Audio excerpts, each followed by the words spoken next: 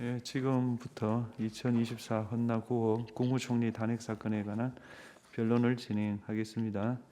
출석을 확인하겠습니다. 소추위원 나오셨죠? 대리인 김기훈 변호사님, 그다음에 양재, 김주연, 한태근, 황희석, 이상호 변호사님. 예. 그다음 비청구인 본인 나오셨죠? 예. 법무법인 에이펙스 강현중, 김동윤, 박기웅, 최상철, 박경재 변호사님. 예. 진행 순서를 말씀드리겠습니다. 소추 사실 요지를 진술하고 피청구인 측에서 의견을 진술하시겠습니다. 준비기일 결과를 상정하고 지난 변론 준비기일 이후 제출된 서면 확인과 양 당사자 의견을 듣겠습니다. 증거 체부를 결정하고 증거 조사를 하겠습니다. 먼저 청구인 측에서 소추 사실의 요지를 10분 범위 내에서 해 주시면 고맙겠습니다.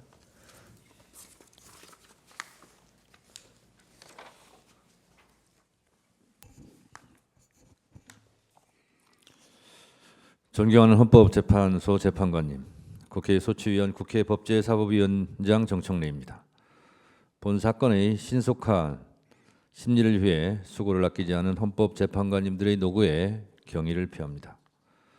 우리나라 국무총리의 지위는 다른 법제와 비교하여 국회의 동의를 얻어 대통령이 임명하는 독특한 구조로 이루어져 있습니다. 이렇게 국무총리라는 지위는 대통령이 직접 임명하는 특성으로 인해 직접 선출되는 대통령이나 국회의원 등 선출직 공무원에 비해 민주적 정당성의 토대는 약한 면이 존재하고, 또 한편으로는 국회의 동의를 얻어 최종 임명하도록 되어 있는 특성으로 인해 다른 임명직 공무원에 비하여는 간접적으로나마 민주적 정당성이 보강되어 있습니다. 그러므로 국무총리라는 지위에 대하여는 보통의 임명직 공무원이 갖는 헌법수호 의무보다 더 강한 주의 의무가 부과되어 있다고 할 것입니다. 우리 헌법상 국무총리는 대통령을 보좌하며 행정에 관하여 대통령의 명을 받아 행정각부를 통할하고, 국무회의 부의장으로서 국무회의 구성과 운영에 관해 대통령을 보좌할 권한과 책임을 부여받고 있습니다. 오늘 피청구인 한덕수에 대한 탄핵 소추를 말씀드리기에 앞서 지난해 12월 3일 내란의 밤 계엄의 충격을 떠올리지 않을 수 없습니다. 군 통수권자인 대통령이 무장한 군인과 경찰을 앞세워 국회의원을 비롯한 정치인과 법관들을 체포, 감금하고 국회를 침탈하고자 하였고, 헌법기관인 선거관리위원회를 군을 동원하여 사실상 장악하고자 하였습니다. 더욱 충격적인 사실은 윤석열 대통령이 국민의 직접 선거에 의해 만들어진 국회에서 의결된 탄핵소추안, 정부 예산 삭감 등 대통령에 대한 국회의 헌법상의 견제권을 행사한 삼권 분립의 헌법 정신에 따른 국회의 권한 행사에 대하여 내란을 획책하는 반국가 행위라 규정하고, 나아가 국회를 범죄자 집단의 소굴이며 자유민주주의 체제를 붕괴시키는 파렴치한 종북 반국가 세력으로 낙인 찍으면서 국회를 일거에 척결하기 위하여 비상계엄을 선포한 것이라고 주장하였다는 점입니다. 지난해 2024년 4월에 치러진 제22대 국회의원 선거는 윤석열 정권에 대한 중간평가의 성격을 띈 것이었습니다. 윤석열 정부가 들어선 후 제기되었던 검찰 독재에 대한 야당 탄압 정적 죽이기, 의대 정원 갈등, 부산 엑스포 유치의 실패, 과학기술 R&D 예산 삭감, 대파값 파동 등 윤석열 정권의 실정이 총선의 민심을 가를 이슈로 등장했고, 그중에서도 도이치모터스 주가 조작 혐의, 명품백 수수 등 김건희 여사 관련 의혹, 최상병 사건의 수사를 대통령 경로 때문에 강제로 무마시키려 했다는 의혹 등 대통령 및 영부인과 관련된 이슈가 총선 기간 내내 주목을 받았습니다. 역설적이게도 윤석열 정권의 총선 패배 유발자는 다름 아닌 윤석열 대통령 부부였습니다. 지난 총선은 민주화 이후 집권 여당 최악의 참패였고, 이는 윤석열 정권에 대한 견제의 역할을 야당에게 부여하고자 했던 국민들의 냉정한 심판의 결과였습니다. 윤석열 대통령의 비상계엄은 국민의 선택으로 만들어진 헌정질서를 군경을 동원해 일거에 무너뜨리고자 했던 총선 민의에 대한 배반이라 아니할 수 없습니다. 제22대 국회가 들어선 이후 국회는 김건희 특검법, 최상병 특검법을 수차례 의결하였는데 그때마다 윤석열 대통령은 거부권을 행사하였습니다. 위 두 건의 특검법은 대통령 및 그 가족과 직접 관련된 사안을 수사 대상으로 하고 있는 것이어서 대통령의 거부권 행사는 이해 충돌 방지 차원에서 제한되어야 하며 반복적인 거부권 행사는 헌법상 권한을 남용하는 것입니다. 그런데 비청구인은 이를 만류하기는커녕 그때마다 국무회의를 통해 제2요구권을 의결하여 이해충돌 방지의 외관을 만들어내는 데 일조함으로써 대통령의 법률안 거부권 남용 행위를 조장하고 방치하였습니다. 계엄이 선포되던 12월 3일 저녁 비청구인은 국무총리로서 헌법과 법률적 소임을 다하지 않았습니다. 계엄법 제2조 5항은 대통령이 계엄을 선포하거나 변경하고자 할 때에는 국무회의 심의를 거쳐야 한다고 되어 있고 제6항에는 국방부 장관 또는 행정안전부 장관은 국무총리를 거쳐 대통령에게 계엄의 선포를 건의할 수 있다고 되어 있습니다. 피청구인은 스스로 증언하고 있듯이 국무회의는 사실상 없었고 간담회 수준의 흠결 많은 국무회의를 수수방관한 책임이 큽니다. 피청구인은 비상계엄이 위법적 내란 행위임을 누구보다 잘 알고 있으면서도 반대 의견을 피력하였다는 것 외에 특별한 대응을 했다는 것이 알려져 있지 않고 내란 행위가 전개되는 엄중한 상황을 그저 멀뚱멀뚱 지켜보기만 했다는 의혹으로 보자면 내란 행위를 사실상 묵인 방조하였습니다. 이러한 관점에서 피청구인에 대하여 형사 책임은 변론으로 하고 그 정치적, 헌법적 책임을 엄중하게 물어야 할 것입니다. 비상계엄이 해제된 후에도 피청구인은 내란 행위로 무너진 헌정 질서를 바로잡기 위해 노력하기보다는 그 혼란을 가중시키고 불확실성을 키우는 행보로 일관하였습니다. 비상계엄 해제 후 내란 우두머리 혐의자인 윤석열 대통령에 대한 탄핵소추안이 국회에서 발의되고 여당 내에서도 탄핵 찬성 입장이 나오고 대통령 퇴진 문제가 거론되는 가운데 12월 7일 윤석열 대통령의 대국민 사과 담화문이 발표되었습니다. 그 다음 날 피청구인은 한동훈 대표와 함께 국민의힘 당사에서 여당과 국무총리가 공동으로 국정 운영을 하겠다는 구상을 밝혔습니다. 하지만 이러한 공동 국정 운영 구상은 아무런 헌법적 근거가 없는 반헌법적 언동으로 전국 안정에 기여하기보다는 오히려 국정 질서의 혼란을 더욱 부채질하는 것이었습니다. 또한 비상계엄 해제 후 내란 주모자 및 가담자들에 대한 검찰 및 경찰의 수사가 본격 개시되는 가운데 대통령으로부터 독립하여 중립성 공정성을 담보할 수 있는 수사를 담당할 상설특검 검사 임명안이 국회에서 의결되었음에도 윤석열 대통령이 특별검사 임명을 거부한 데 이어 대통령 권한대행이 된 피청구인도 국회에서 적법하게 의결된 특별검사 임명안의 효력을 부정하며 특별검사 임명을 거부함으로써 내란 관련자들에 대한 공정하고 중립적인 수사가 진행되는 것을 방해하였습니다. 피청구인에게는 공석이 된 헌법재판관을 임명하여 헌법재판소가 완전체를 구성할 수 있도록 하는 것이 비상계엄으로 무너진 헌정 질서를 회복하고 전국의 안정을 도모함에 있어 가장 중요한 헌법상 의무였습니다. 하지만 피청구인은 이미 여야 합의로 적법하게 선출된 헌법재판관 후보의 임명을 여야 합의가 없다는 이유로 거부하였습니다. 헌법과 국회법 어디에도 여야 합의가 있어야 한다는 규정은 없습니다. 이는 헌법 제49조에서 천명한 국회 의사결정은 다수결로 한다는 헌법적 규정을 망각한 처사입니다.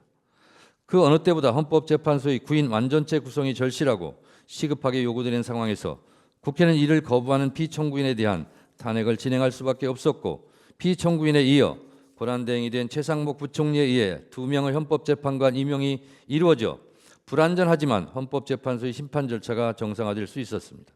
이와 같이 피청구인이 실질적으로 여야 합의를 통해 적법하게 선출되고 추천된 헌법재판관 후보자에 대한 임명을 거부한 것은 국회의 적법한 선출을 무시하고 헌법재판소의 완전체 구성을 거부함으로써 헌법재판소를 사실상 무력화시켜 탄핵 심판 절차의 진행을 방해하고자 했던 것입니다. 피청구인은 내란 우두머리 혐의자인 윤석열 대통령에 대한 탄핵으로 권한대행이 되면서 중립적이고 공정한 수사를 통해 내란 가담자들을 엄중히 처벌하고 헌법재판 탄핵 심판이 신속하고 공정하게 이루어질 수 있도록 함으로써 국정 혼란을 조기에 종식시키고 무너진 헌정 질서를 바로 세울 헌법상 책무가 주어졌습니다. 그럼에도 불구하고 피청구인은 특별검사의 수사를 가로막았고 헌법재판관 임명을 거부함으로써 헌법재판소를 무력화시키고자 하였습니다. 존경하는 헌법재판관님, 국무총리는 국민이 직접 선출한 대통령보다 민주적 정당성이 취약하므로 그 헌법의 중대성이 다소 대통령의 그것보다 약한 경우에도 충분히 탄핵될 수 있다는 이론을 굳이 차용하여 오지 않더라도 피청구인은 앞서 살핀 내용만으로도 충분히 탄핵이 인용되고 남을 정도로 그 헌법 적대적인 태도와 헌법과 법률의 위반 행위가 명백하다 할 것이고 국민의 신임을 배반한 것이 명백하다고 할 것입니다. 피청구인의 헌법 위반의 정도가 중대하다 하지 않을 수 없고 이로 인해 야기된 헌법 질서에 대한 부정적 영향은 피청구인이 국무총리의 지위를 박탈하는 것에 의해 발생하는 국가적 손실보다 압도적으로 크다고 볼 소지가 충분하다 할 것입니다. 이러한 점을 깊이 고려하시어 존경하는 헌법재판관님들께서는 대한민국의 법치주의를 회복하고 헌법 질서를 수호하기 위해 피청구인을 파면하여 주실 것을 간청드립니다. 감사합니다.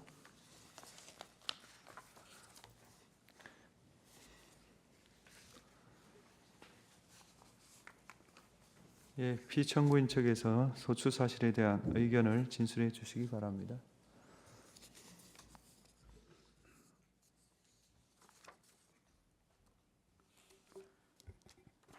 박기웅 변호사입니다. 이 사건 탄핵 심판에 대한 법률적인 측면에서 바라보는 저희의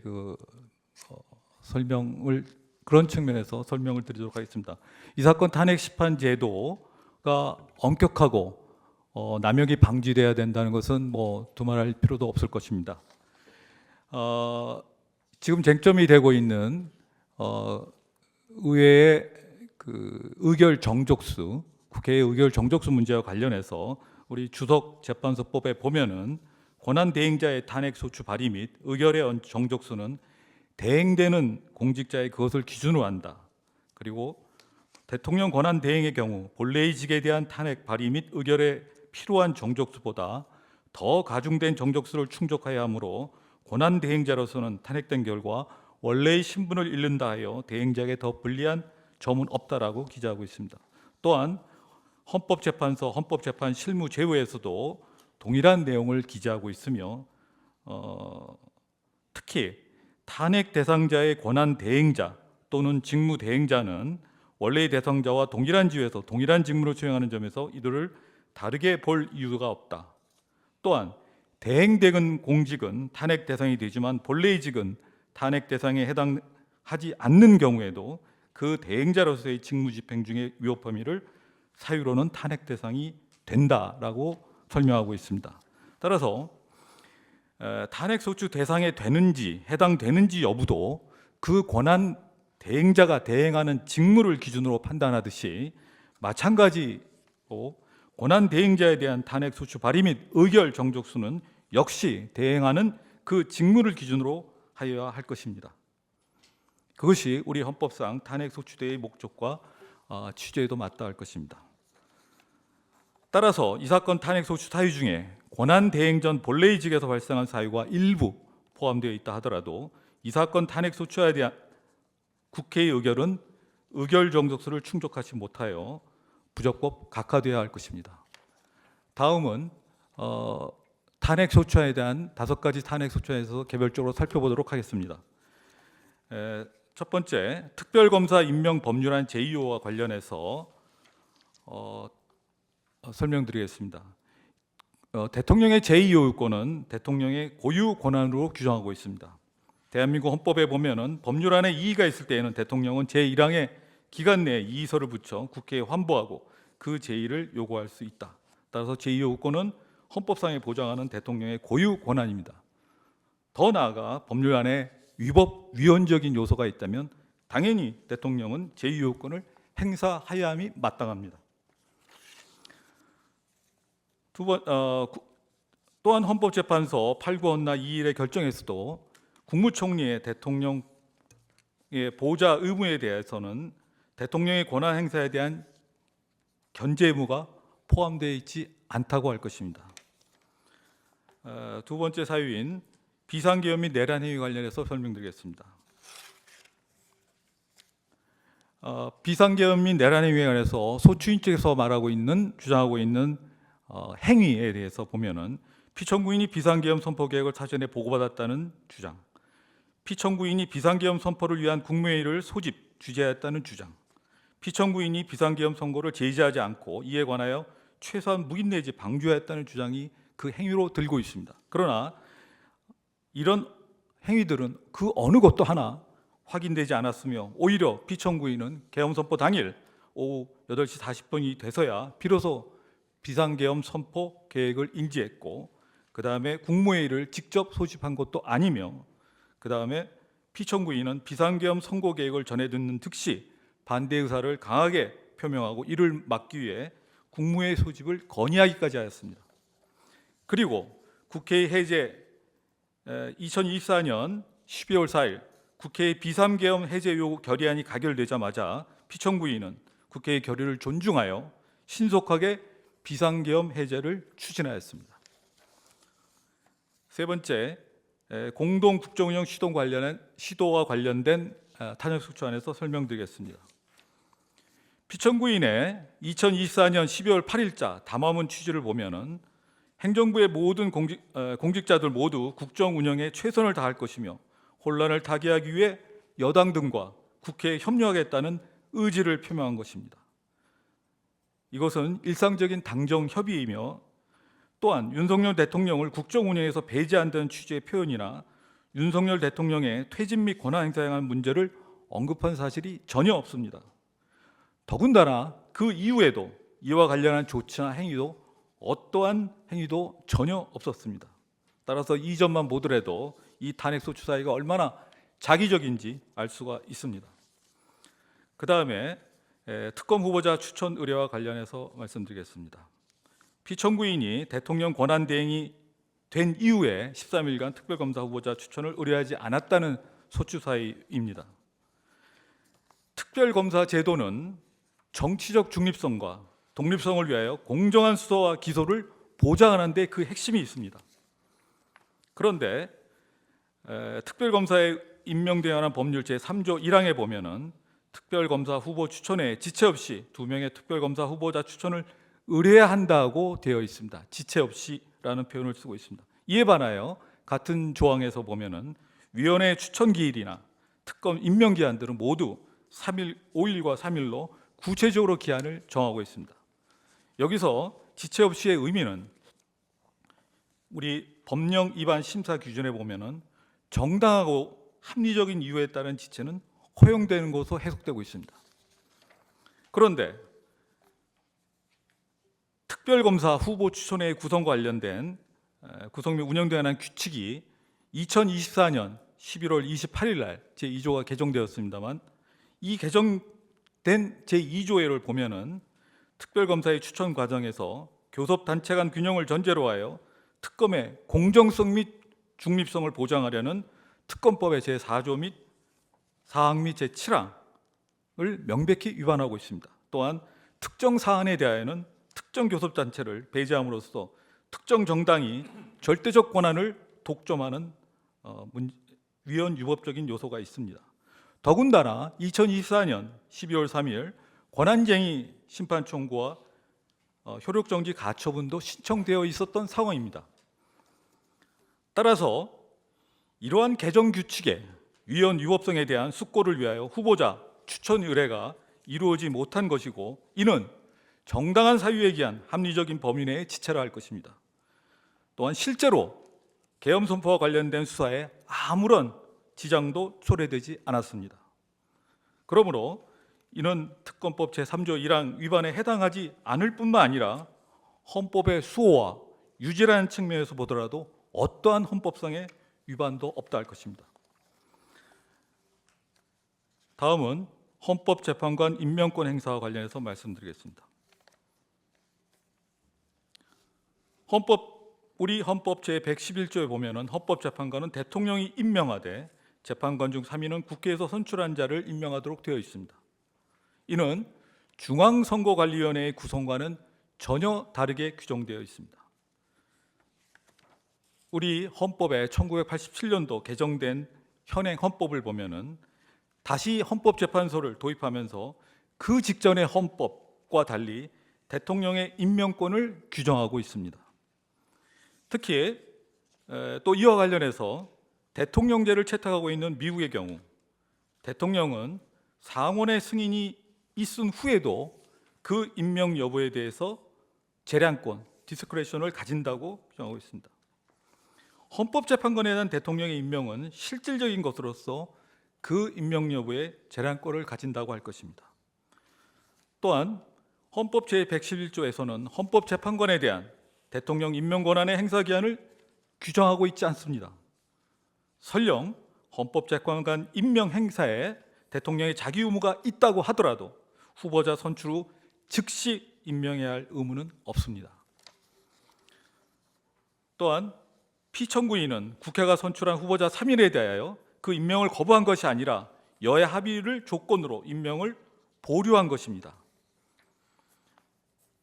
우리 헌법상 통치구조에 비추어 볼 때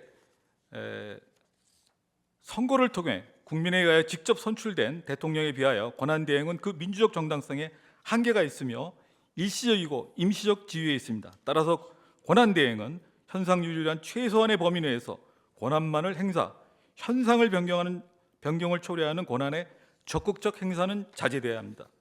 따라서 권한대행이 가지는 민주적 정당성의 한계를 국회의 실질적인 합의를 통해 보완되어야만 헌법기관의 임명과 같은 적극적 권한 행사를 할 수 있을 것입니다.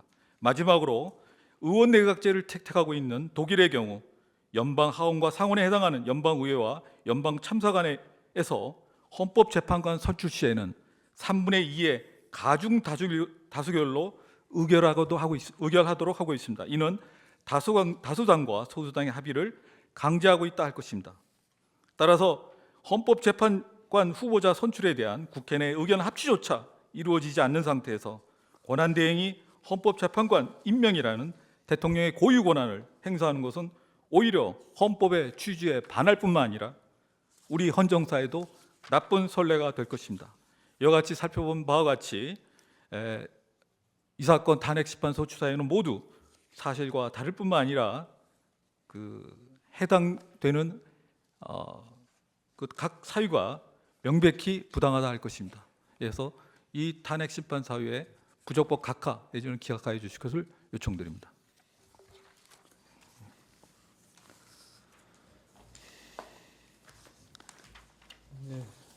다음 순서로 준비기일 결과를 변론에 상정하고 의견을 확인하겠습니다.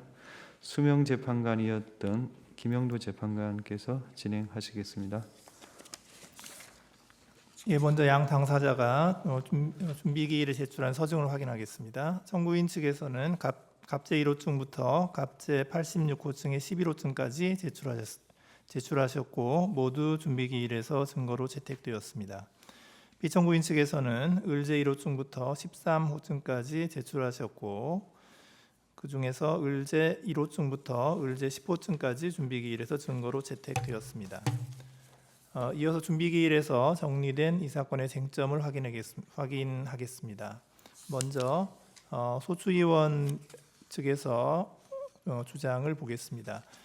이 사건 소추 사유는 다음과 같이 정리되었습니다. 첫째, 피청구인은 대통령의 특별검사 임명 법률안에 대한 제2요구권 행사와 관련 이해충돌 방지 외관을 만들어내기 위하여 국무회의를 주재하여 법률안에 대한 제2요구안을 의결함으로써 헌법 7조, 40조, 49조, 86조 등을 위반하였다. 둘째, 피청구인은 비상계엄 선포를 위한 국무회의를 권한 없이 소집하고 참석하는 등 대통령의 위헌적 비상계엄 선포를 돕거나 묵인 방조하고 대통령의 내란 행위에 공모 또는 묵인 방조하는 등 헌법상의 의무를 다하지 아니하여 헌법 7조, 86조, 국가공무원법 56조 등을 위반하였다.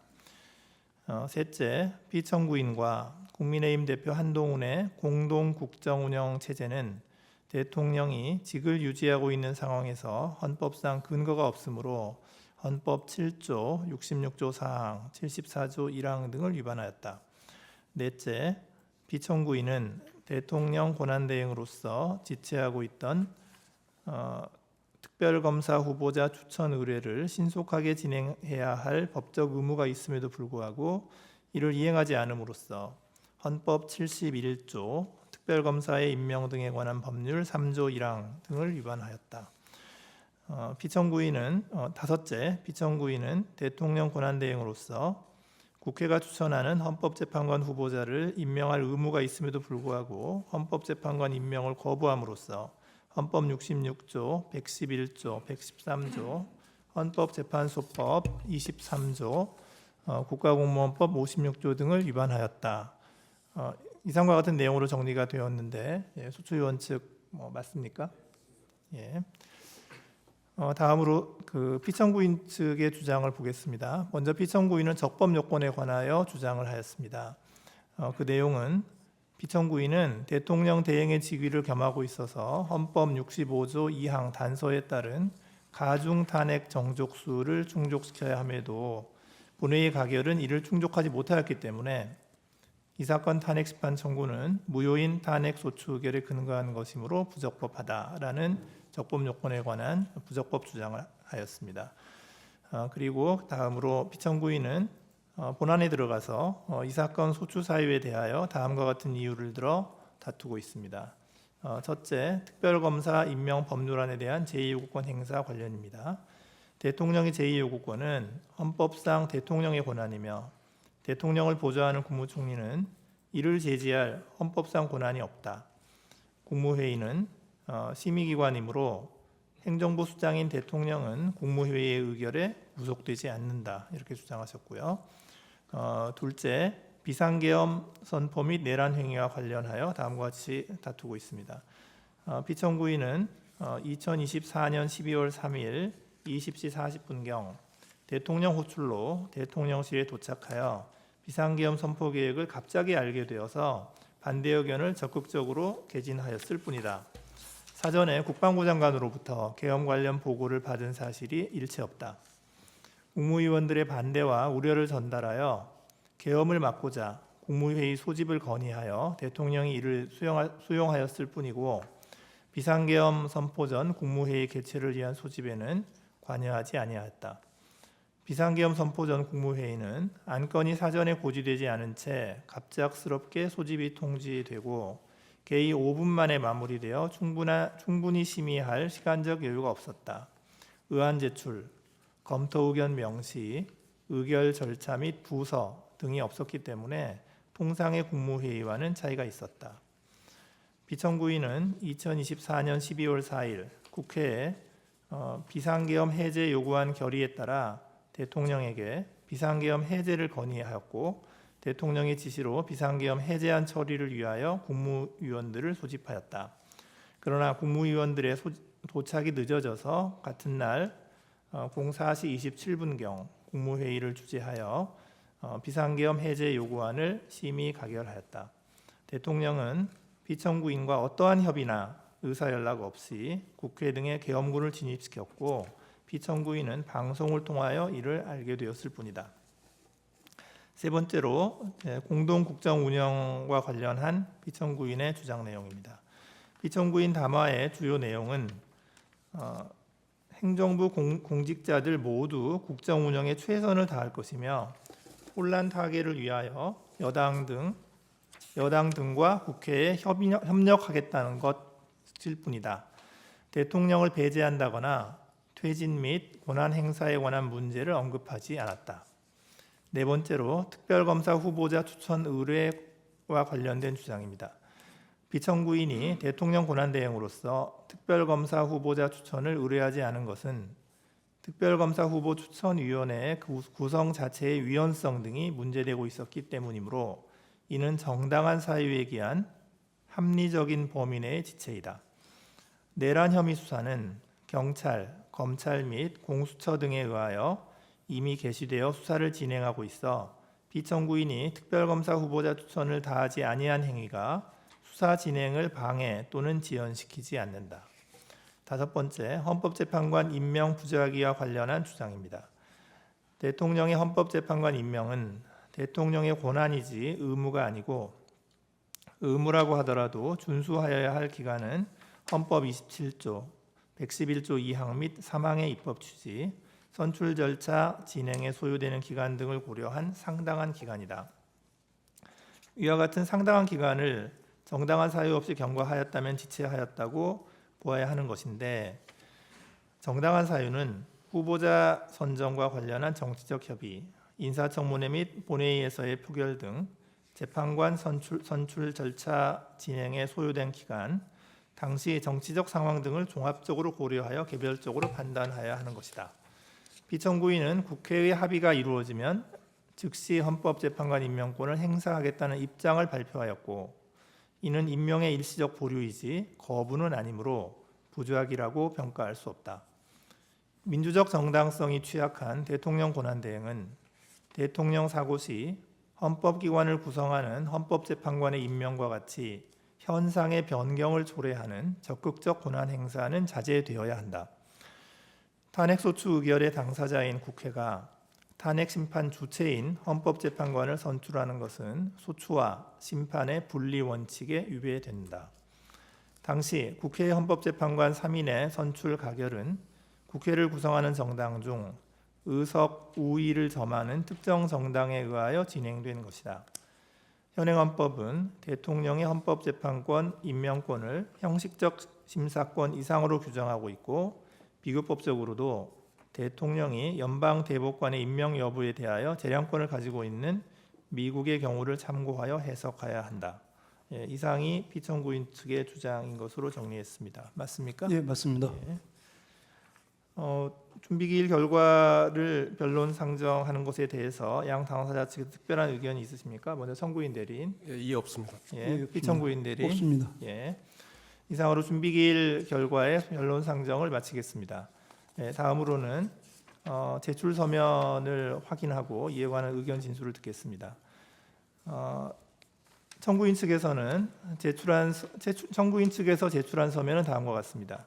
2024년 12월 27일자 탄핵심판 청구서, 2025년 1월 17일자 검찰 비상계엄 특별수사본부 경찰청 국가수사본부 특별수사단 서울중앙지방법원 형사합의 25부 고위공직자 범죄수사처에 대한 사실조회 신청서, 그리고 2025년 1월 22일자 입증계획서, 2025년 2월 3일자 국무총리실에 대한 사실조회 신청서 및 검찰 비상계엄 특별수사본부 경찰청 국가수사본부 특별수사단 공수처 서울중앙지방법원 형사합의 25부에 대한 기록 인증 등본 송부 촉탁 신청서, 그리고 2025년 2월 5일자로 경찰청 국가수사본부 특별수사단에 대한 기록 인증 등본 송부 촉탁 신청서, 검찰 비상계엄 특별수사본부에 대한 사실조회 신청서를 제출하셨고요.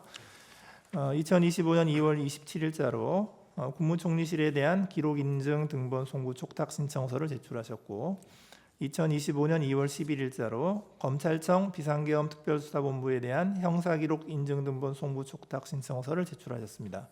그리고 2025년 2월 14일에 증인 신청서를 제출하셨습니다. 이상 제출한 서면 맞으시죠? 예, 피청구인 측에서는 다음과 같은 서면을 제출하셨습니다. 2월 25일, 1월 6일자로 답변서와 심리 진행에 대한 의견서를 제출하셨고, 1월 23일자로 구성명 요청서를 제출하셨고, 1월 31일자로 준비서면 및 증거에 관한 의견서를 제출하셨고, 2월 3일자로 증인 신청에 관한 의견서, 심리 진행에 관한 의견서 및 참고 자료를 제출하였습니다.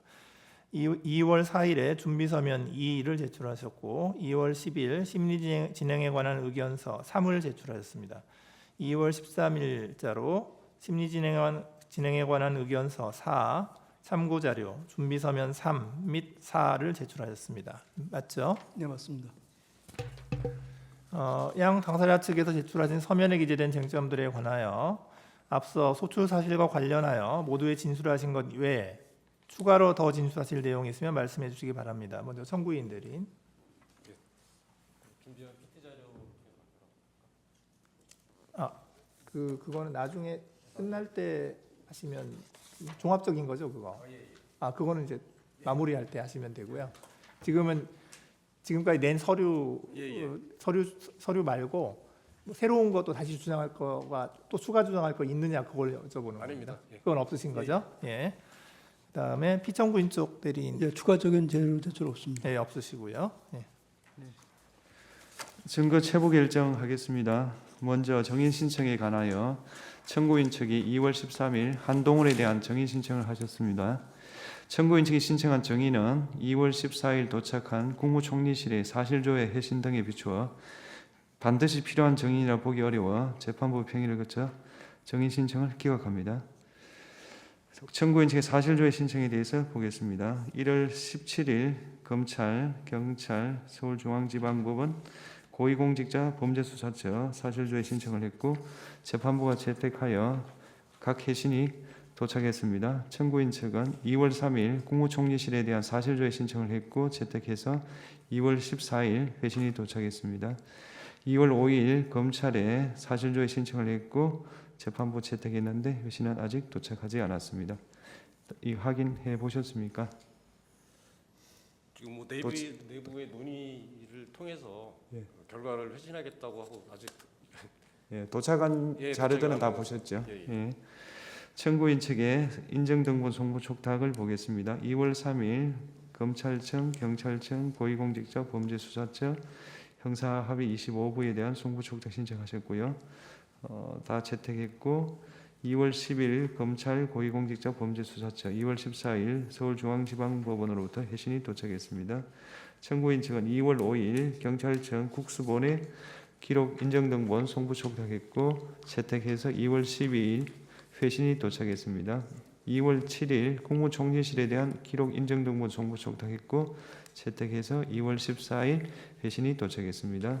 2월 11일 검찰청 비상계엄 특수본에 대한 기록 인정등본 송부 촉탁했고 채택하여 2월 19일 회신이 도착했습니다. 도착한 회신은 확인해 보셨습니까? 예, 확인해봤습니다. 그래서 증거를 제출한 것이 2월 18일자 갑제 87호증 1부터 갑제 88호증의 8 예, 이렇습니까? 그렇습니다. 예. 그다음 피청구인 측에서는 이 갑 87호증 1부터 88호증 8까지 확인을 해 보셨습니까? 예, 인부는 어떻습니까? 예, 성립인정하고 입증 취지는 부인하도록 하겠습니다. 네. 그다음 그렇게 정리하고 증거를 모두 채택하겠습니다. 다음 피청구인 측에서 2월 13일 제출한 증거는 번호가 밀려서 14 내지 16으로 정리하겠습니다. 청구인 측 인부하시겠습니까? 저희들도 성립인정하고 입증치를 부인하겠습니다. 예, 증거를 모두 채택하겠습니다. 이 증거들 채택된 증거들에 대해서 양측이 다 열람한 것으로 보이므로 양 당사자 측에서 양해하신다면 열람으로 대체할까 싶습니다. 어떻습니까? 예. 어떻습니까? 근데 저희가 그 증거 서류 87, 88호증을 받긴 했는데 증거 목록은 받지는 못했습니다.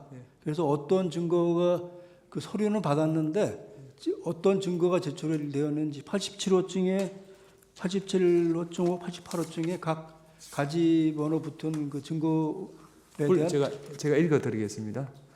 김용현에 대한 공소장, 제1회 공판 준비일 조서, 제2회 공판 준비일 조서, 사법경찰관이 작성한 조규홍에 대한 참고인 진술 조서, 박성자에 대한 참고인 진술 조서, 김수 의정관 같습니다. 행안부 참고인 진술 조서, 오영주에 대한 참고인 진술 조서, 송미령에 대한 참고인 진술 조서, 홍장원에 대한 참고인 진술 조서, 한덕수 본인에 대한 제1회 피의자 신문 조서, 본인에 대한 제2의 피의자 신문 조서 이렇습니다. 네, 알겠습니다.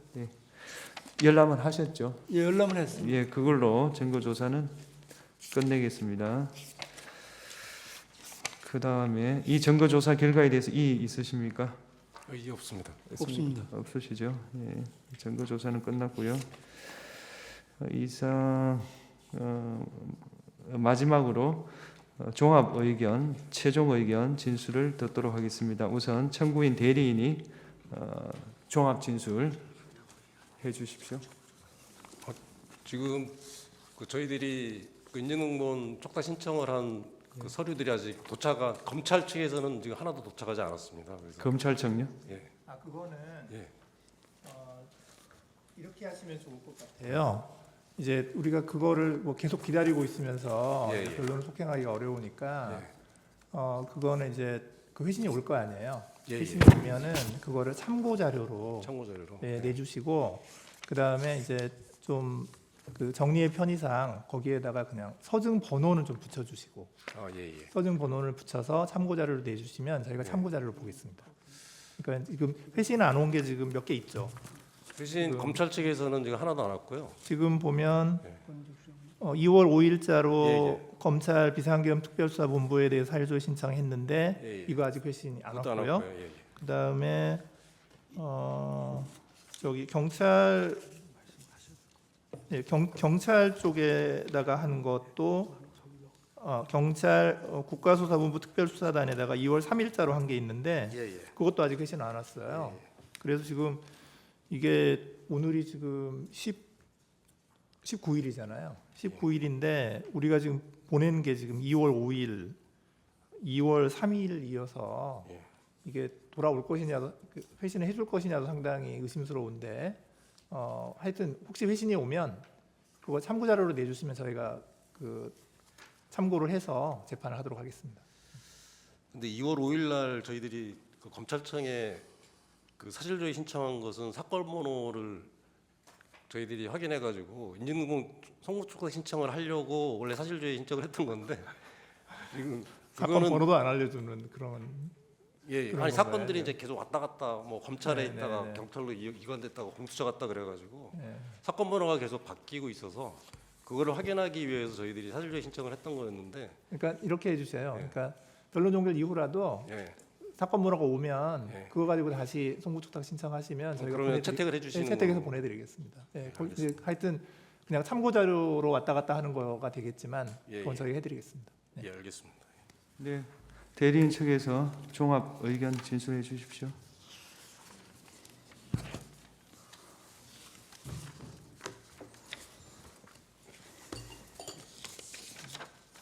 저희들이 처음에 연락받을 때 그 변론사 탄핵 소추사의 요지 발표 시간 한 30분 정도 준다고 그래가지고 하십시오.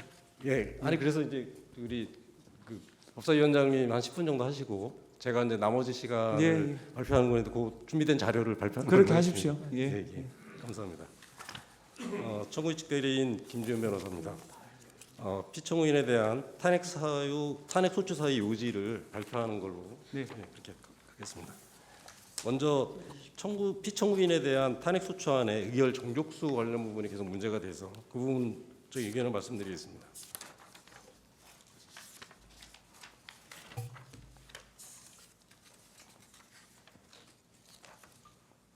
이게 안 되는데.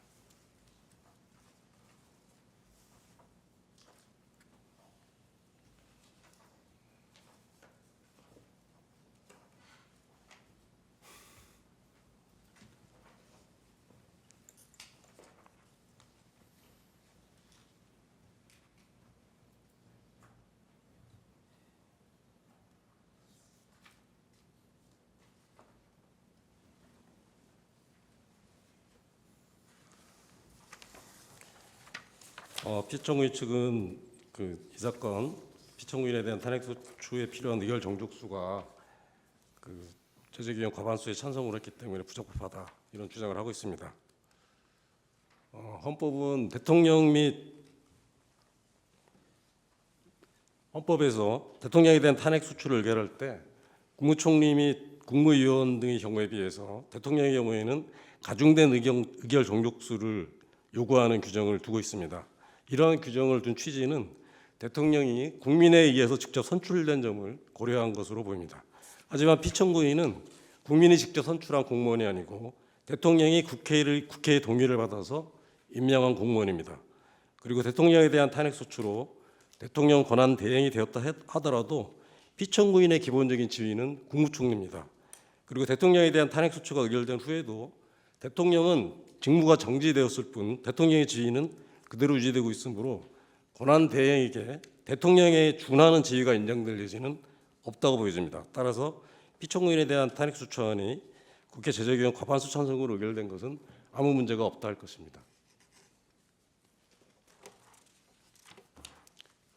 다음은 탄핵소추 사유 중에서 특검법에 대해서 반복적으로 제2요구안을 의결한 점에 대해서 말씀드리겠습니다. 문제가 된 두 가지 특검법은 다들 아시지만 그 김건희 여사 영부인에 대한 관련된 사안이고, 또 하나는 최혜병 특검법은 대통령의 경로로 그 해병 사망 사건에 대한 수사를 강압적으로 무마시켰다는 그런 의혹과 관련된 사안을 수사 대상으로 하고 있습니다.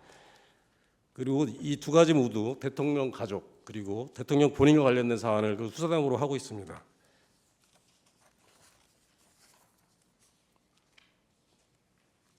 이런 사안들에 대해서 국회는 김건희 특검법 3회 그리고 최혜병 특검법 3회 등 6번에 걸쳐서 특검법 의결을 한 바 있는데, 윤석열 대통령은 이때마다 반복적으로 거부권을 행사했고, 피청구인도 역시 매번 국무회의를 통해서 제2요구안을 의결하였습니다. 이러한 이 두 가지 특검법은 아까 말씀드린 대로 대통령 가족 또는 대통령 본인과 직접 관련된 사안이어서 직접적인 이해 충돌이 발생하는 사안이기 때문에 이 특검법에 대한 대통령의 거부권 행사는 공정성의 측면에서 그리고 이해 충돌 방지 측면에서 제한되어야 함에도 불구하고 반복적으로 이를 행사한 것은 거부권 행사의 남용이라 할 것입니다. 그런데 피청구인은 이런 대통령의 거부권을 남용하는 것이 위헌적인 것임을 잘 알고 있으면서도 이를 제지하기는커녕 국무회의를 통해서 반복적으로 제2요구안을 의결함으로써 이 사안에 대해 이해충돌 방지의 외관을 만들어준 것이고, 이를 통해서 대통령의 거부권 남용 행위를 조장하고 방치한 것입니다. 그리고 국무총리로서 대통령이 헌법과 법률을 준수하도록 보좌할 의무를 위반한 것이라고 할 것입니다. 다음은 위헌적인 비상계엄, 내란 행위를 묵인하고 방조한 점에 대해서 말씀드리겠습니다. 아까 그 피청구인 측에서도 이야기를 했듯이 그 피청구인이 계엄의 밤에 대통령의 호출을 받고 대통령실에 도착을 해서 비상계엄 선포에 대한 얘기를 듣고 국무회의 소집을 건의하고 비상계엄 해제 요구안이 국회에서 의결된 다음에 비상계엄 해제를 위한 국무회의를 주최해서 비상계엄 해제안을 의결했다고 주장하고 있습니다. 그리고 자기 비상계엄 선포에 반대하는 의견을 대통령에게 피력했고 비상계엄을 만료하기 위해서 국무회의로 수립한 것이라고 주장을 하고 있는 것입니다. 하지만 피청구인이 대통령으로부터 비상계엄에 대해서 이야기를 듣고 대통령에게 국무회의 소집을 건의하고 그렇게 소집된 국무회의에 참석을 한 것은 소극적으로나마 위헌적인 비상계엄 선포를 받아들이면서 비상계엄의 절차적 요건이었던 국무회의 심의가 이루어지도록 조언을 해준 것이라고 볼 소지가 충분하다 할 것입니다. 그리고 비상계엄이 선포되고 해제될 때까지 8시간 가까이 피청구인은 이를 제지하기 위한 아무런 조치도 취하지 않았습니다. 비상계엄 해제 요구안이 국회에서 의결된 후에도 비상계엄 선포 전과는 달리 비상계엄 해제의 안건을 심의할 국무회의 소집을 건의하지도 않았습니다. 그저 국무원들이 다 모일 때까지 앉아서 기다리면서 결과적으로 비상계엄 해제가 지체되는데 일조를 한 것으로 충분히 볼 소지가 있습니다. 피청구인이 내란 행위가 어느 정도 가담했는지 여부는 지금 진행되고 있는 그 관련 수사를 통해서 밝혀질 것입니다. 하지만 그러한 형사 책임과는 변론으로 피청구인이 국무총리로서 내란 행위로 인해서 헌정 질서가 흔들리는 상황을 수수방관하고 지켜보기만 하면서 내란 행위를 사실상 묵인하고 방조한 점에 대해서는 엄중한 정치적 책임을 물어야 할 것으로 보입니다.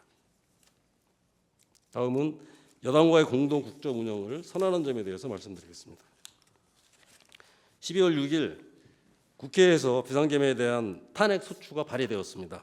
그리고 여당 내에서조차 탄핵 소추안에 대해서 찬성표를 던지겠다 하는 의원들이 나오기 시작했고, 이렇게 여당 내에서조차 이탈표가 나타날 조짐을 보이기 시작하는 상황이었습니다. 또한 검찰, 경찰 등 수사기관의 내란 가담자에 대한 수사가 본격화되고 있는 상황이었고요. 그리고 해외 언론에서도 미국 행정부 고위 인사들이 비상계엄에 대해서 부정적 의견을 밝혔다는 기사가 나오는 등 대통령의 거취 문제에 대해서 압박이 높아지는 그런 상황이었습니다. 그런 가운데 한동훈 대표가 대통령의 직무를 정지시키는 것이 필요하다라고 발언했다는 사실이 언론에 보도되기도 했습니다. 이런 상황에서 한동훈 대표가 용산 관저로 가서 윤석열 대통령과 회동을 가졌고 그 다음 날인 12월 7일 오전에 윤석열 대통령이 대국민 담화를 통해서 전국 안정 방안을 여담에게 일임한다라는 선언을 했고, 그날 오후 한동훈 대표가 총리 관저를 찾아가서 피청구인과 회동을 갖기도 했고요. 그런 와중에 대통령의 조기 퇴진이 불가피하다는 한동훈 대표의 발언이 또 언론에 보도되기도 했습니다. 그리고 12월 8일 오전에 국민의힘 당사에서 한동훈 대표와 피청구인이 나란히 서서 차례로 공동선언을 발표하기에 이르렀던 것입니다. 한동훈 대표는 공동선언문을 통해서 대통령이 자신의 임기를 포함한 전국 안정 방안을 당에 일임하였다고 하면서 대통령 퇴진 전까지 국무총리와 당이 국정을 책임 운영한다는 내용의 공동 국정 운영 방안을 발표했습니다. 그리고 이 담화에 뒤이어서 피청구인은 여당과 지혜를 모아서 국정을 안정적으로 운영한다라는 내용의 한동훈 대표의 담화 내용에 호응하는 취지의 담화를 발표했던 것입니다. 하지만 이렇게 피청구인이 국무총리로서 여당과 공동으로 국정을 운영하겠다는 것은 헌법과 법률에 전혀 근거가 없는 위헌적인 주장에 다름 아니라 할 것입니다.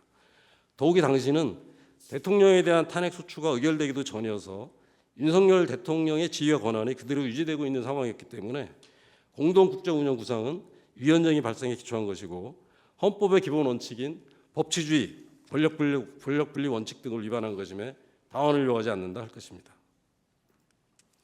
다음은 상설특검 후보자 추천 의뢰를 거부한 점에 대해서 말씀드리겠습니다. 상설특검법에 의하면 국회에서 상설 특별검사 수사안이 의결된 경우 대통령은 특별검사 후보 추천위원회에 2명의 특별검사 후보자를 지체 없이 의뢰하도록 되어 있고, 이 규정은 강행 규정임에 이론의 여지가 없습니다. 12월 10일 국회에서 내란 행위의 징상규명을 위한 특별검사 요구안이 의결됐고, 다음 날 특별검사 후보 추천위원회가 구성이 됐습니다. 그리고 국회의장은 대통령에게 특별검사 후보 추천을 의뢰했습니다. 이에 대해 윤석열 대통령은 후보자 추천 의뢰를 거부했고, 12월 14일에 대통령에 대한 탄핵소추 의결로 권한 대행이 된 피청구인도 개정된 특검법 시행규칙에 여야 간의 위헌 위법의 논란이 있다는 이유로 특별검사 후보 추천 의뢰를 거부하였습니다. 하지만 국회에서 적법한 절차를 거쳐서 개정된 규칙에 대해서 여야 간의 논란이 있다는 이유로 피청구인이 특별검사 후보 추천 의뢰를 거부한 것은 국회의 다수결 원칙에 위배되는 것입니다. 그리고 사실상 특별검사의 임명을 거부함으로써 내란 행위자에 대한 특별검사의 수사를 방해한 것에 다름 아니라 할 것입니다. 다음은 헌법재판관 후보의 임명을 거부한 점에 대해서 말씀드리겠습니다. 헌법은 국회가 선출한 헌법재판관 후보에 대해서 대통령이 이를 임명한다라고 정하고 있는데, 이러한 대통령의 임명권에 대해서 다수의 헌법학자들은 이는 형식적인 임명권이며 대통령이 국회가 선출한 헌법재판관을 임명하는 것은 헌법상 의무에 해당한다라고 보고 있습니다. 그리고 헌법재판소는 2012 헌마 2 사건을 통해서 공석이 된 국회 선출 등의 헌법재판관들에 대하여 국회가 그 후임자 선출을 미루는 것은 자기 의무를 위반한 것이다라고 판시한 바 있습니다.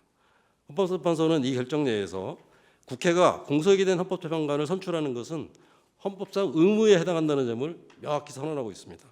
그렇다면 국회가 선출한 헌법재판관에 대해서 대통령이 임명권을 행사하는 것은 당연한 의무라고 보지 않을 이유가 없다 할 것입니다. 그리고 국회가 인사청문회 절차를 거쳐서 선출한 헌법재판관을 임명함에 있어서 대통령이 새삼 헌법재판관 후보자를 심사하거나 검증을 실시할 아무런 이유나 근거가 있을 수 없습니다.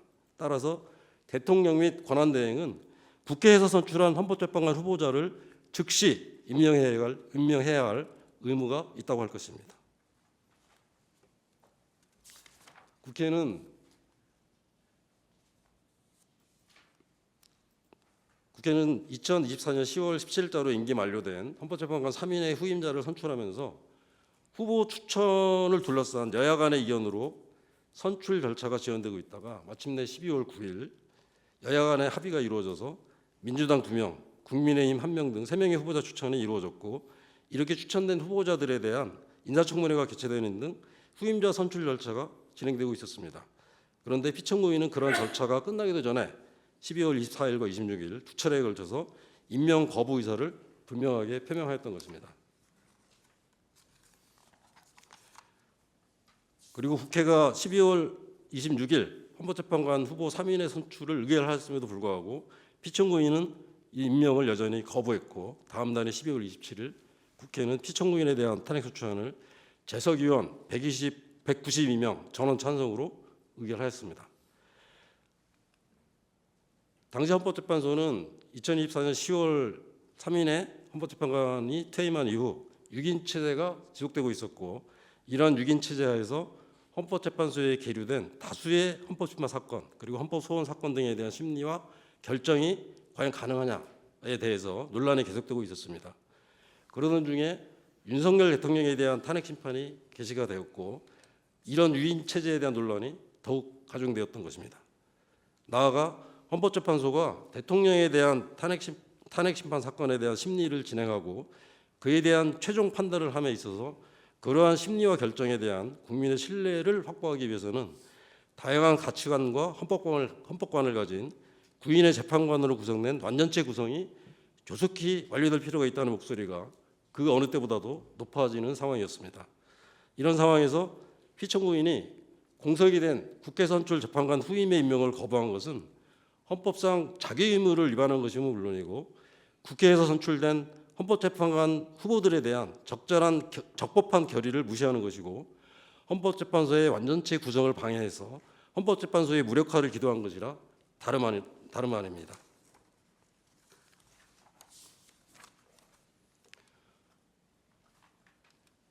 또한 피청구인 역시 내란 행위 가담자로서 수사를 받는 지위에 있었습니다. 이러한 지위에서 공범의 징계 절차를 방해하는 등 공범들에게 도움을 주는 행위를 한 것이라고 보지 않을 수 없고, 헌법수호의 의무를 위반한 것이라고 보지 않을 수 없습니다. 그리고 최상목 권한대행에 의해서 2명의 재판관 임명이 이루어짐으로써 대통령 탄핵심판 사건의 심리가 원활하게 진행되는 등 헌법재판소 본래의 기능이 정상화된 점에 비춰볼 때 피청구인이 헌법재판관 임명을 일체 거부한 것이 얼마나 위헌적인 행위였는가를 다시 한번 확인할 수 있다 할 것입니다. 다음은 피청구인의 헌법 위반의 중대성에 대해서 살펴보겠습니다. 헌법재판소는 앞서 두 건의 대통령에 대한 탄핵심판 사건을 통해서 헌법 수호의 관점 그리고 국민의 신뢰의 관점에서 헌법 위반의 중대성에 대한 판단 기준을 제시한 바 있습니다. 하지만 본건의 경우는 국무총리를 대상으로 한 탄핵심판 사건으로서 국무총리가 국민이 직접 선출한 공무원이 아니고, 또 대통령의 경우와는 달리 탄핵 소추 의결 요건도 가중 요건에 적용되지 않았던 점들을 고려해 볼 때 이러한 중대성에 대한 판단도 대통령에 대한 탄핵 심판의 사건의 경우보다는 좀 더 완화된 기준이 적용되어야 할 것으로 보입니다. 앞서 5가지 탄핵 사유를 순서대로 쭉 살펴봤는데요.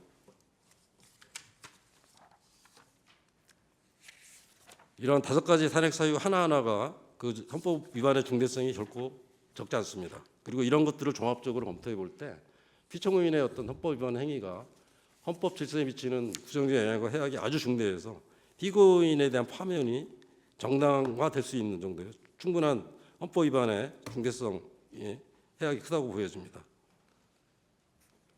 이런 점을 감안하셔서 피청구인을 파면한다라는 결정을 내려주시기 바랍니다.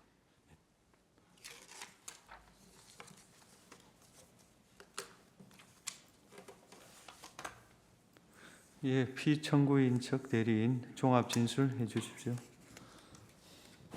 재판장님, 아까 서중에 관련해서 잠깐 한 마디만 말씀을 드리도록 하겠습니다. 아까 재판장님이 저희가 준비 절차에서 관련 형사 기록 인증 등 공무원 송부 촉탁을 증거 방법으로 채택을 해주셨고, 그래서 저희가 또 피청구인 측에서 서둘러 달라고 계속 증거 방법을 조속하게 해달라고 말씀을 하셔서 저희는 뭐 즉시 신청을 했었는데, 다만 이제 다른 곳에서는 뭐 공수처라든가는 회신이 왔습니다마는 지금 주력으로 있는 곳은 사실은 검찰청에 있습니다. 근데 검찰청에서는 그걸 송부받고도 지금 아직 제출하지 않고 있는 상황이고 검토를 해보겠다 뭐 이런 상황이어서 뭐 그 회신이 늦어지는 것이 저희의 무슨 귀책이나 그런 것에 있는 것이 아니고, 또 아까 이것을 참고 변론이 지금 오늘 종결된다면 그것은 참고 자료로 제출되는 것인데, 저희는 이미 서중으로 채택할 것을 그거를 받아서 서중으로 제출할 것을 염두에다 두고 송부 촉탁 신청을 한 것인데, 참고 자료가 서중과 같다 혹은 증명력이 있다 이렇게 볼 수는 없는 것이 아닌가 싶어서 이게 돌아오는 기간을 어느 정도 감안하셔서 좀 변론을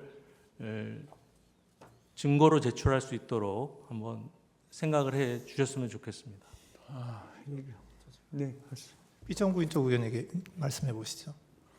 청구인의 주장은 청구인이 제출하는 서류 자체가 지금 탄핵소추 사유하고 어떤 관련이 있는지 알 수 없습니다만은 심리를 지연하려는 의도 외에 다른 의도가 없는 것으로 보여집니다.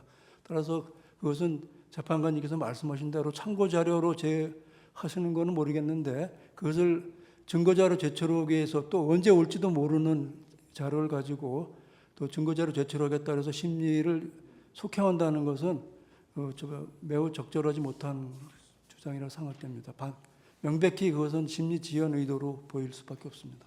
예, 제가 좀 의견을 말씀을 드리면요. 이게 지금 검찰 비상계엄 특별수사본부에 대해서 사실조회 신청한 게 2월 5일이었습니다. 오늘이 2월 19일이거든요. 그리고 그 경찰청 국가수사본부 특별수사단에 대해서 그 기록 인증 등본 송부 촉탁한 게 2월 3일이었어요. 근데 오늘이 2월 19일인데 저희가 그쪽에다가 이거를 강제할 수 있는 방법이 없습니다. 그런데 지금 뭐 2주, 3주 지났는데 그거 기다리겠다고 속행하는 건 좀 무익해 보이거든요.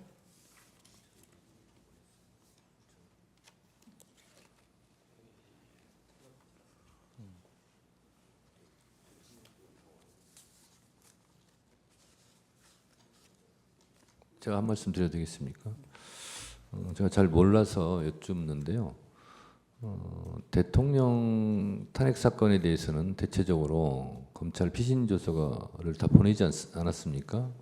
지금 물어보니 대체적으로 같은 건인데, 국무위원들, 검찰 피신 조서나 참고인 조사 부분인데, 저도 그 이해를 할 수가 없네요. 대통령 탄핵 사건 건은 다 주면서 국무총리 탄핵 사건에는 주지 않는다. 그러면 누구는 어떤 건 주고 어떤 건 안 주고 그럴 이유는 저는 없다고 보거든요. 그래서 재판관님들께서 다시 한번 좀 이렇게 좀 길을 열어주셨으면 좋겠습니다. 자, 제가 정리하겠습니다. 그런 주장도 할 수 있고 저런 주장도 할 수 있는데, 거꾸로 이렇게 생각할 수도 있지 않습니까? 송부 촉탁 기록을 보낸 사람은 혐의가 뚜렷하기 때문에 보냈고, 보내주지 않은 사람은 혐의가 없거나 증거가 매우 미약하기 때문에 보내줄 단계가 아니다, 이렇게 생각할 수도 있겠다 싶고요.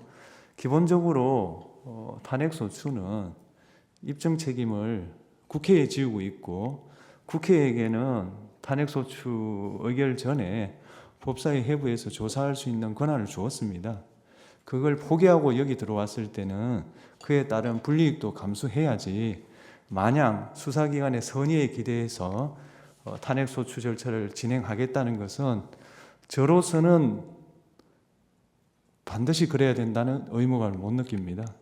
그런 취지에서 이런 평의 결과가 나왔기 때문에 오늘은 그 평의 결과에 따라 진행을 하겠습니다. 피청구인 대리인 진술하십시오.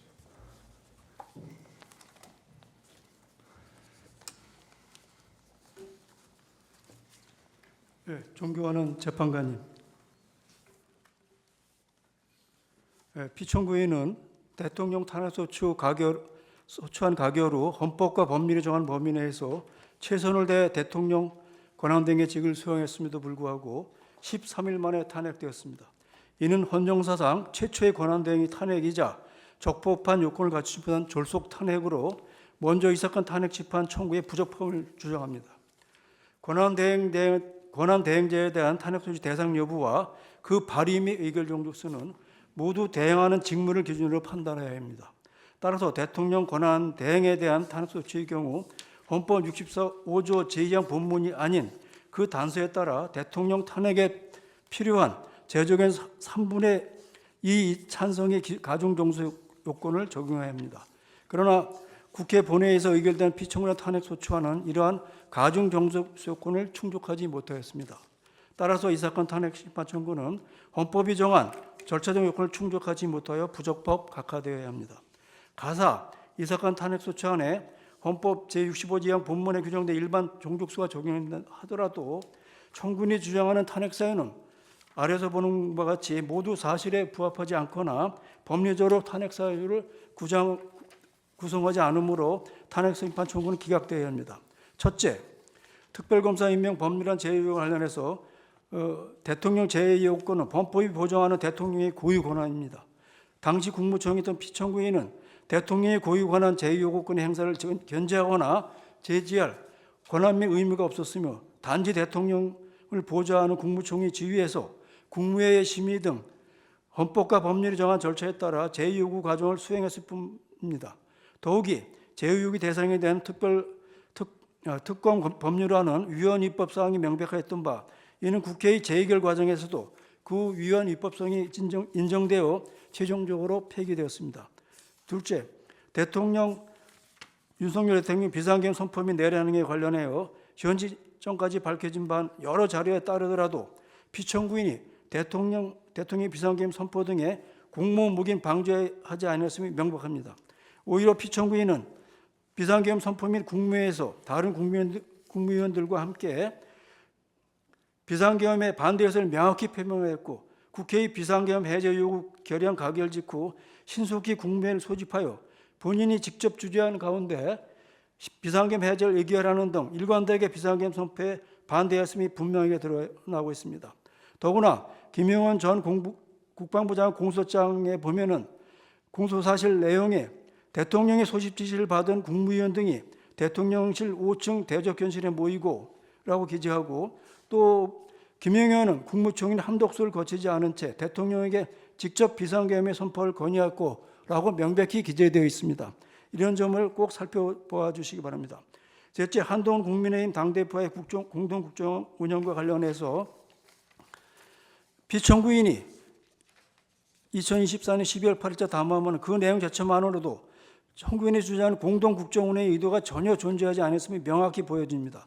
피청구인과 한동훈 국민의힘 전 대표는 각자의 이름으로 독립적인 담화음을 발표했을 뿐이며 담화음은 어디에도 대통령을 배제하거나 대통령의 권한을 행사하겠다는 내용은 전혀 언급된 바가 없습니다. 오히려 피청구인은 여당은 물론 야당 국회 그리고 국민 전체 협력을 두루 언급하며 국정 혼란 극복을 위한 범국가적 협력을 요청했을 뿐입니다. 넷째, 특검 후보자 추천 의혹에 관련하여 특검법 3조 1항은 후보자 추천 의뢰를 단지 지시 없이 하도록 정하고 있을 뿐이며 정당하거나 합리적에 따른 지체는 허용된다는 점에서 볼 적에 피청구인은 2024년 11월에 개최된 추천위원회 구성규칙의 위헌 입법 논란을 관련하여 14일간 이를 검토했을 뿐이므로 이는 탄핵소가 되는 중대한 위헌 입법에 해당하지 않습니다. 더욱이 내란 혐의 수사는 원활히 진행되어 주요 수사 대상자의 구속 기소까지 이루어진 상황이므로 청구인이 주장하는 수사 지시나 범인 도주 위험도 전혀 없습니다. 다섯째, 헌법재판관 임명에 관련해서 헌법은 재판관 중 3인을 국회가 선출하도록 하면서 같은 도 2항에서 이 재판관 9명을 임명하도록 정하고 있습니다. 이는 대통령에게 헌법 적합한 전원에 대한 임명 권한을 부여한 것이지 국회 선출 후보자에 대한 임명 의무를 부과한 것이 아닙니다. 헌법은 대통령의 임명 권한 행사 기한을 별도로 규정하고 있지 아니하며 특히 청구인은 2024년 12월 26일 오후 2시 본회의에서 헌법재판관 후보자 3인의 선출 절차를 완료한 후 불과 몇 시간 만에 피청구인에 대한 탄핵소추안을 가결하는 바 이렇게 이처럼 짧은 기간 동안 임명권을 행사하지 않은 것이 헌법 위반이 될 수 없음을 자명합니다. 더욱이 피청구인 대통령 권한대행의 권한 범위, 여야 간 실질적 합의의 필요성, 그리고 공정한 재판을 받을 권리 등을 종합적으로 고려하여 볼 적에 국익과 헌법적 가치에 따른 임명을 일시적으로 보류한 것으로 판단한 것이므로 이는 정당한 탄핵소추가 될 수가 없습니다. 따라서 청구인이 주장한 모두 탄핵소추 사유는 그 사실관계가 왜곡되었거나 법리적 근거가 없는 것이며 설령 피청구인 행위가 있었다 하더라도 이는 헌법과 법률이 허용하는 정당한 권한행사의 범위 내에 있었음이 명백합니다. 결국 이 사건 탄핵심판 청구는 헌법에 정한 청구 요건을 갖추지 못했을 뿐만 아니라 청구인이 주장하는 모든 탄핵소추 사유는 그 사실관계가 왜곡되거나 법리적 근거가 결여된 것입니다. 이에 이 사건 탄핵은 마땅히 각각 또는 기각되어야 할 것입니다. 이와 어울려 신속한 심리가 필요한 점에 대해서 몇 가지만 더 말씀드리도록 하겠습니다. 피청구인의 탄핵소추는 대통령 탄핵소추 사태 이후 국정을 안정시켜야 할 권한대행의 직무마저 정지시킨 후서 헌정사상 유례없는 이중의 공백 사태를 초래하였습니다. 이는 대통령 탄핵으로 인한 사회적 혼란이 수습될 기회를 원천적으로 차단했을 뿐만 아니라 행정부의 권한 행사에 심각한 공백을 야기하여 법 취지의 근거를 뒤흔드는 결과를 낳고 있습니다. 현재의 권한대행은 그 원직이 장관으로서 그 임명에 국회의 동의를 거치지 않았다는 점에서 민주적 정당성의 국무총리에 비해 떨어질 수밖에 없습니다. 더욱 큰 문제는 제1야당의 행동을 고려할 때 현 권한대행을 비롯하여 그 지위를 승계하는 자들의 출퇴한에 이을 가능성도 무시할 수 없는 것입니다. 국제사회는 현재 비상계엄 선포에서 탄핵에 이르기까지 전례 없는 정치적 혼란을 어떻게 수습할 것인지 예의주시하고 있습니다. 이러한 중차대한 시점에서 헌법소의 최위보루인 헌법재판소에서 대통령 권한대행 탄핵심판의 심리결정을 신속하게 진행함으로써 무분별한 탄핵소추로 인한 국정 중단의 위험을 조속히 해소하고 대통령의 직무정지는 엄중한 상황에서도 대한민국이 흔들림 없는 법치국가라서 정상적으로 작동할 수 있음을 국내에 분명히 보여주어야 할 것입니다. 또한 피청구인은 50여 년간 대한민국 무역통상의 정책의 중심에서 활약해 왔습니다. 피청구인의 경험과 지혜가 지금 이 순간 절실히 필요합니다. 이에 언론사의 보도 내용과 같이 국무위원들과 현 권한대행 역시도 피청구인이 신속히 복귀하여 트럼프 행정부의 대응에서 관세무역 전쟁에 대비해서 대응한다는 점에서 뜻을 갖추고 있는 것으로 알고 있습니다. 정상 간 외교가 어려운 현 시점에 하루빨리 피청구인을 직무에 복귀시켜 그 역량을 국가를 위해 펼칠 수 있도록 해야 합니다. 지난 변론 준비 열차 이후 피청구인 탄핵 사건에 사회적 관심이 커지고 있으며 본 탄핵 사건의 신속 결정이 각계각층의 목소리가 높아지고 있습니다. 국내 주요 언론사를 비롯한 수많은 언론사들이 대미 통상의 대응의 필요성, 국정 불안정 해소, 법적 안정성 확보, 국제사회 신뢰도 문제 등을 들어 탄핵 사건에 대한 신속한 결정이 필요하다고 입을 모으고 있습니다. 국무위원을 비롯한 여러 정부 주요 인사들 역시 본 탄핵 사건이 빨리 해결되어야 정부가 글로벌 관세 전쟁에 잘 대응할 수 있다는 점에 동의하고 있습니다. 헌법학자를 중심으로 학계에서도 본 탄핵 사건이 본질상 성결되어야 할 문제라는 점을 지적하여 신속한 결정의 필요성을 강조하고 있습니다. 피청구인의 탄핵 사건은 사실관계가 명확하고 쟁점이 복잡하지 않아 현재까지 제출된 자료도 충분히 판단이 가능하다고 보여집니다. 조속히 선고기일을 지정해 주시를 정중히 요청드립니다. 마지막으로 하늘이 무너져도 정의를 세우라는 법격언이 있습니다. 헌법재판소 재판관님들이 대통령 권한대행 탄핵소추를 심리하면서 대통령 권한대행 탄핵소추를 심리하면서 이념이나 정파에 구매됨이 없이 오직 헌법과 법률에 근거하여 대한민국의 미래를 위하여 정의로운 결정을 선고해 주십시오.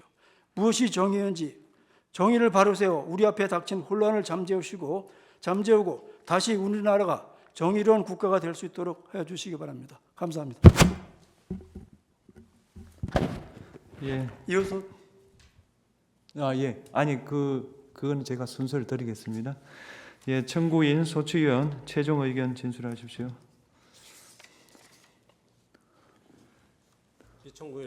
피청구인 국무동지 한독수에 대해서 파면 결정을 내려주십시오.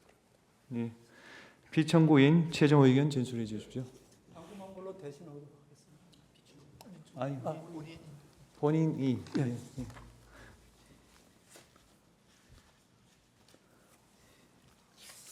존경하는 헌법재판소 소장 대행님과 재판관님, 저는 오늘 대한민국 48대 국무총리이자 윤석열 정부의 29번째 탄핵 소추 대상으로 헌법재판소 재판정에 섰습니다. 먼저 비상계엄 선포와 해제, 그에 뒤이은 세 번째 현직 국가원수 탄핵 심판으로 인하여 우리 국민 한 분 한 분이 느끼고 계신 고통을 무겁게 받아들이고 있다는 말씀을 드리고 싶습니다. 저는 여야의 극한 대립 속에 행정 각부를 통할하며 대통령님을 잘 보좌하여 어려운 대내외 상황을 극복해 나가고자 하였으나 대통령님이 다른 선택을 하시도록 설득하지 못했습니다. 대통령 권한대행으로서 헌법과 법률에 따라 오로지 국민만 바라보며 안정된 국정 운영에 전력을 다하는 것이 마지막 소임이라 생각하였으나 저 또한 탄핵 소추되어 부득이 직무가 정지되었습니다. 어느 누구보다 열심히 살아온 우리 국민들이 이런 어려운 상황을 겪고 계신 것 자체에 대하여 제 일신의 영역을 떠나 진심으로 가슴 아프고 송구스럽게 생각하고 있습니다. 존경하는 재판관 여러분, 국회는 5가지 사유로 저를 탄핵 소추하셨습니다. 우선 국회는 제가 대통령 권한대행이 되기에 앞서 국무총리로 일할 때 국회가 통과시킨 여러 법안에 대하여 국무회의를 통해 제2요구안을 심의하고 의결한 것이 위헌이고 위법이라고 주장하셨습니다. 그러나 해당 법안들은 모두 위헌 소지가 있었기에 헌법과 법률을 지켜야 할 행정부가 이를 받아들이는 것은 우리 헌정 질서의 기본 정신에도 도저히 부합하지 않았습니다. 이어 국회가 제기한 내란 동조, 묵인, 방조 주장에 대하여 저는 대통령님이 어떤 계획을 갖고 계신지 사전에 알지 못하였고 대통령이 다시 생각하시도록 최선을 다해 설득하였으며 군 동원에도 일체 관여한 사실이 없음을 다시 한번 분명히 말씀드리고 싶습니다. 세 번째로 제가 여당 대표와 함께 담화문을 발표한 것은 이번 사태의 여파로 대외 신인도가 흔들리거나 경제가 위축되지 않도록 정부와 여야가 협력하여 안정된 국정 운영에 힘쓰겠다는 뜻을 밝힌 것일 뿐 국회가 주장하시는 것처럼 권력을 찬탈하기 위해서가 전혀 아니었습니다. 또한 국회는 제가 권한대행이 되자마자 상설특검 후보자 추천을 의뢰하지 않은 것이 잘못이라고 하셨습니다만 이는 국회의 요구에 즉시 따르는 쪽이 오히려 우리 헌정 질서를 어지럽히고 국론 분열을 심화시킬 우려가 컸습니다. 특정 성향 야당만으로 특검을 구성할 수 있도록 야당 단독으로 하위 법령을 고친 것을 두고 위헌 논란이 거셌기 때문입니다. 따라서 대통령 권한대행인 저로서는 과연 어떤 결정이 헌법과 법률에 부합하며 국가 전체를 위하여 올바르고 이로운지 여러 의견을 듣고 숙고할 시간이 절실하였습니다. 이미 공수처, 경찰, 검찰, 국방부 등 여러 국가기관이 대규모 계엄 관련 수사를 벌이고 있어 증거인멸이나 수사 지연 우려도 거의 없었습니다. 마지막 탄핵 사유는 헌법재판소 재판관님 임명 문제였습니다. 저는 대통령 권한대행은 대통령의 고유 권한 행사를 최대한 자제해야 한다는 점, 여야의 실질적 합의 없이 헌법재판관을 임명하는 것은 우리 헌정사에 전례가 없다는 점을 깊이 고민하였습니다. 나라가 어렵고 국론이 분분할수록 우리가 돌아봐야 할 것도 우리가 추구해야 할 것도 오직 원칙과 가치 그리고 국민의 합의라는 점도 마음에 새겼습니다. 그런 맥락에서 여야의 합의를 여러 번 간곡히 요청하였고 여야가 합의하면 즉각 임명하겠다고 약속드렸습니다만 국회는 탄핵 소추로 응답하셨습니다. 이는 제 일신의 영역을 떠나 우리 국민과 헌정 질서 전체를 위하여 가슴 아픈 일이라 생각합니다. 존경하는 재판관 여러분, 저는 대한민국 1인당 국민 소득이 300달러가 채 안 되던 1970년 공직에 입문하였습니다. 미국, 일본, 독일처럼 우리보다 10배, 20배 잘 사는 나라를 까마득하게 바라보며 언젠가 우리 국민도 선진국 국민이 누리는 풍요와 안정을 누릴 수 있게 되기를 염원하였습니다. 50년 가까이 국정의 최일선에서 밤낮 없이 일하며 그 꿈이 이루어지는 과정을 지켜보고 기여한 것이 저의 기쁨이었습니다. 저에게 많은 기회를 주신 국민들께 마지막으로 봉사하고 싶어 두 번째 국무총리직을 받아들이고 혼신의 힘을 다해 뛰었습니다. 경제 기적과 문화 도약을 이룬 우리나라가 극단의 정치에 함몰되어 길지 않은 현대 민주주의 역사에서 벌써 세 번째 국가 원수 탄핵을 경험하고 있는 것을 무엇보다 가슴 아프게 생각합니다. 한평생 국민을 섬긴 사람으로서 제게 남은 꿈은 단 한 가지, 하루빨리 불합리한 혐의를 벗고 국민께 약속드린 마지막 소임을 다하는 것입니다. 우리 앞에는 이제껏 경험한 수많은 난관보다 한층 거센 폭풍이 기다리고 있습니다. 이를 극복하기 위해서는 무엇보다 정치와 정부가 지금까지와 크게 달라져야 합니다. 과거 우리 곁에는 언제나 진영의 유불리를 넘어 나라 전체를 볼 줄 아는 정치인, 정치로 풀 일을 정치로 풀어주시는 어른들이 계셨습니다. 지금 우리 국민들이 가장 간절히 기다리는 것도 바로 그런 큰 정치의 복원이라고 생각합니다. 또한 세계 질서가 재편될 때 정부가 적시에 대응하지 않으면 미래 세대가 오래도록 혹독한 대가를 치러야 합니다. 제가 저희 자리로 서둘러 돌아가야 하는 이유도 바로 거기에 있다고 생각합니다. 존경하는 재판관 여러분, 극단의 정치는 국민 모두에게 막대한 비용을 지울 뿐 그 어떤 해답도 주지 못한다는 사실을 우리 모두는 이번 일을 통하여 뼈아프게 배우고 있습니다. 법치와 합의, 자제와 성찰, 합리와 효율이 정치와 정부, 나아가 사회 전체를 움직이는 작동 원리가 될 때 대한민국은 비로소 좌나 우로 가는 대신 위로 갈 수가 있다고 믿습니다. 진영에 휘둘리지 않고 국민 한 분 한 분을 위하여 최선의 해답을 찾아낼 수 있습니다. 대한민국이 극단의 시대를 넘어 합리의 시대로 나아갈 수 있도록 헌재가 우리 사회의 마지막 보루로서 현명한 판단을 내려주시기를 간곡히 당부드립니다. 감사합니다.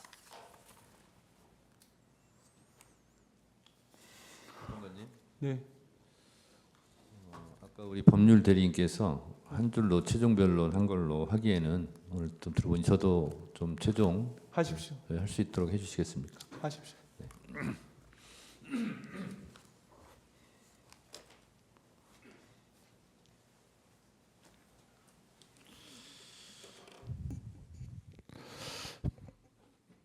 피청구인께서는 여야 합의를 강조하시면서 실제로 특검 법안도 그리고 또 헌법재판관 임명도 여야 합의라는 헌법에 존재하지 않는 논리를 대고 있습니다. 비판받지 않는 영역이 진리라면 정책과 의견 주장은 항상 비판이 있을 수 있고 진영에 따라서 이익과 손해가 있을 수 있습니다. 그러하기 때문에 실제로 대한민국이 법치국가이고 따라서 가장 법치의 으뜸인 헌법을 따라야 된다고 생각하고 그 주장의 근거도 헌법적 근거에 기반해야 된다고 생각합니다. 그렇지만 여야 합의라는 근거는 헌법 어느 조항에도 국회법 어느 조항에도 존재하지 않습니다. 오히려 헌법 제49조에서 규정하고 있는 국회 의사결정은 다수결로 하라라는 그 규정을 정면으로 부정하는 말이 바로 여야 합의라는 핑계 근거라 할 수 있습니다. 예를 들면 김건희 특검법이나 최상병 특검법 같은 경우도 제2요구권을 행사했습니다. 그것이 통과되면 윤석열 정부 정권의 불이익이 되기 때문에 그렇게 하지 않은 것 아닙니까? 그리고 지금 얘기하는 상설특검 같은 경우는 법적으로 지체 없이 임명하여야만 한다고 규정되어 있습니다. 그런 규정에도 불구하고 여야 합의라는 존재하지 않는 법적 근거를 대는 것이 과연 헌법적 의무를 이행해야 될 국무총리, 그것도 대통령 권한 대행으로서 해야 될 언행인지는 국민 여러분들께서 판단하시리라 생각합니다. 헌법에 규정된 제77조 전시나 국가 비상사태에 준하지 않는 상황임에도 비상계엄을 했다 하여 대통령 윤석열을 헌법적 그 근거에 의해서 탄핵까지 한 대한민국입니다. 그 이후에 그런 혼란한 상황을 지혜롭게 수습해야 될 대통령 권한대행께서 헌법적 근거 없는 여야 합의를 계속 주장한다는 것은 헌법기관의 하나인 일수돼 있는 대통령 권한대행으로서 해야 될 주장은 아닌 것으로 생각합니다. 또한 헌법재판관을 임명하지 않는 것은 헌법재판소법에서 규정하고 있는 의무를 이행하지 않았다라고 생각합니다. 만약에 한덕수 국무총리를 탄핵하지 않았더라면 지금도 헌법재판관은 6인 체제로 매우 불안정하게 국민들에게 불안감과 혼란을 가중시켰을 것입니다. 그래서 국회는 한덕수 국무총리를 탄핵할 수밖에 없었습니다. 그 결과 불안전하지만 헌법재판소는 8인 체제로 지금 운영되고 있는 것입니다. 이런 상황 속에서도 서부지법 폭동 사태를 일으킨 일부 극렬 지지자들이 헌법재판소까지 지금도 공격하고 있는 상황입니다. 만약에 8인 체제가 아니라 6인 체제였더라면 헌법재판소를 공격하는 그 강도는 지금보다 훨씬 더 강했을 것입니다. 이런 위험천만한 상황이 예견되었음에도 불구하고 대통령 권한대행으로서 헌법재판관을 임명하지 않은 것 자체가 대한민국을 매우 혼란에 빠뜨릴 위험천만한 일이었을 뿐만 아니라 대한민국 헌법 수호의 최후의 보루인 헌법재판소마저 위험에 빠뜨릴 수 있는 일을 본인 스스로 했다는 반성과 성찰은 오늘 없습니다. 대한민국 헌법 어디에도, 국회법 어디에도, 다른 어느 법에도 국회가 여야 합의가 되어야만 국회에서 의결한 것을 대통령이나 대통령 권한대행이 행사할 수 있다는 조항은 없습니다. 이러한 점을 고려하시어 피청구인을 파면함으로써 대한민국 헌법 수호의 의지를 헌법재판소에서 추상같이 국민 여러분들께 보여주실 것을 청구인으로서 간청드립니다. 감사합니다.